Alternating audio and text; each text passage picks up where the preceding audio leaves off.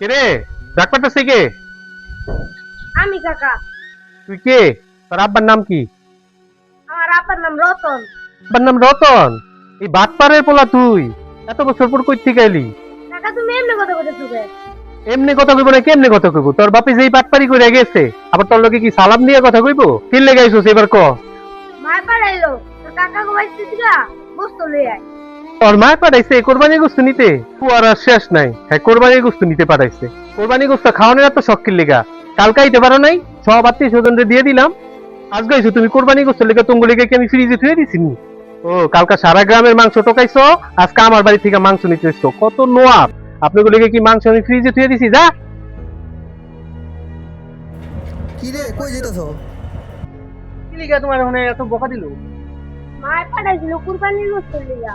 দিল তো নাই, আবার দুনিয়ার কথা মনে হয় গেল। বাহ, আমি তোরে দুই কথা শুনাইছি, এই জায়গায় এবার নালিশ সালিশ করতেছস? আপনারা কি কইছেন? আমি আর কি কমু? কোরবানি মাংস কি ওর লেগে রাখা দিছি? ঘরে যা থুয়ে দিছি, এখন কি অরে দিয়ে দিমু ওগুলি? কালকে আইতে পারলো না, এই কথাটাই কইছি ওরে। আপনারা এটি কি লিগে কইতে গেছেন? ওই পাপ্পো না, ওই আপনার বাইসটা না?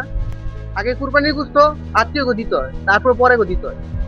এখন তোমার থেকে শিখতে হইব। হাদিস শিখুম, কারে দিতে হইব হেডা শিখুম। কারণটা কি? বেশি বুঝিস না আমার থেকে। আমি যেটা কইছি এইটাই হইব। আগে আত্মীয় স্বজন দিয়া, তারপরে প্রতিবেশীকে দিয়া, তারপর যা বাঁচবো আবার মিলে জিলে দিয়ে দিবে। তুই এখন যেমনি কইছস এমনি তো আমি চিন্তা করি নাই। হায় বাবা, তুই মনে কষ্ট নিস না। আমি আসলে এমনি করে চিন্তা করে দেখি নাই।